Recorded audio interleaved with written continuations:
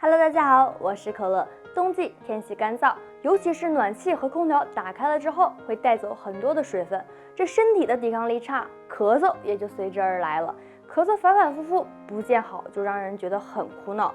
常吃2种食物可以减轻咳嗽的症状：一、白萝卜，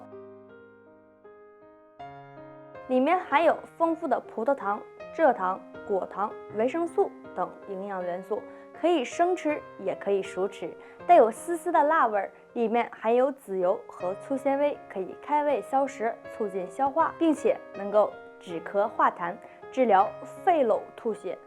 2、山药是药食两用的食物，吃山药对促进保健非常好。山药中的粘液蛋白具有清肺润肺的作用，可以将山药和薏米搭配在一起，煮成山药薏米粥，具有很好的补肺功效。俗话说呀，人老腿先老，这主要呢是因为腿与感觉神经、运动神经有关。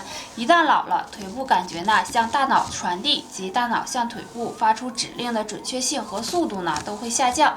所以啊，经常在腿上进行按揉、推擦保健，不仅呢可以调整人体的内脏功能，强健腿脚，而且通过刺激腿上的经络穴位，推动气血运行，可以呢通利关节，起到呢延缓衰老的作用。按揉推擦法，平躺在床上，全身放松，用2手的指面从大腿部按揉到小腿部，连续操作5遍。再用呢双手掌附在呢大腿两旁，然后呢沿着大腿的两侧向膝关节处以及呢小腿部推擦数次，先推擦一侧的下肢，再推擦呢另一侧，进行上下往返推擦数次。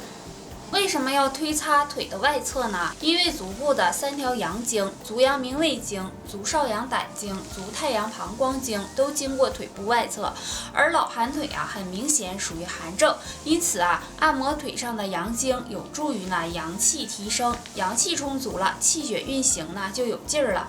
值得提醒的是如果有脉管炎、静脉曲张的患者，那就只向上推，那就不要向下推了，因为静脉曲张、脉管炎等都是静脉回流出现了问题，向上推有利于静脉的回流，这对治病是很有好处的。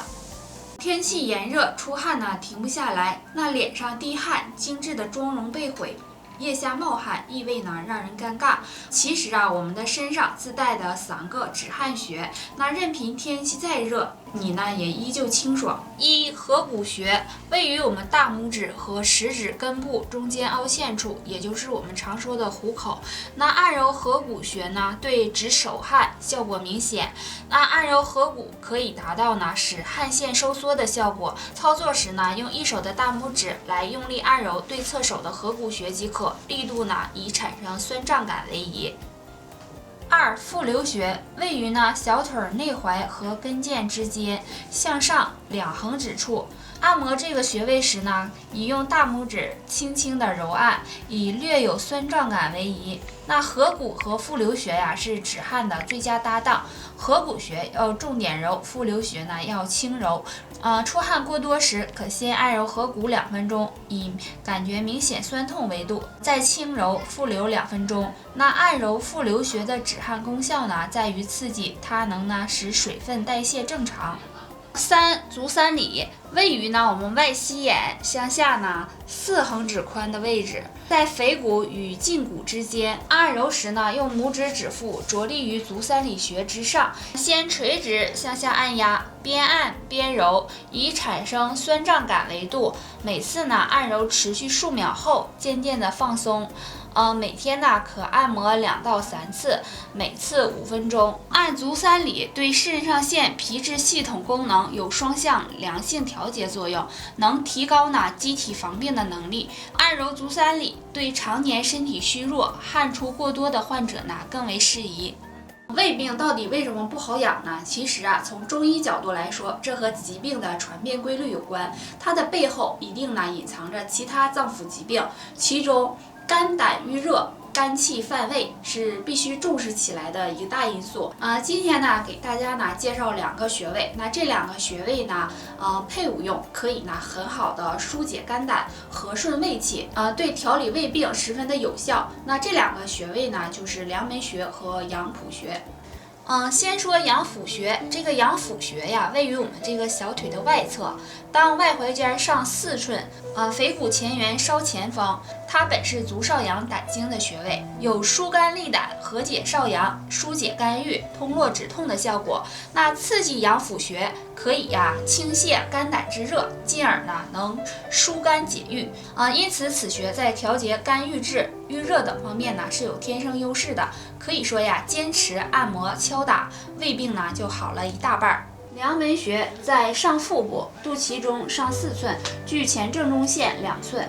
梁门穴上接承满穴和水气物质，并加以约束。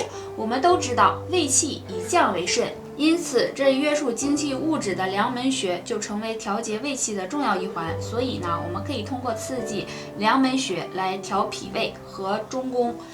梁门穴和阳浦穴，一个疏解肝郁，一个和中健脾。2者合理搭配，正好解决老胃病的绝佳方案。可以呢采用取点压制法来敲打按摩，每侧每个穴位点敲打100下，坚持2到3个月。对于胃疼、反酸、腹胀、食欲不佳，并心情烦闷、头昏、头胀、易怒暴躁、胸闷泪胀者非常有效。好了，今天的分享就到这里，我们下期见，拜拜。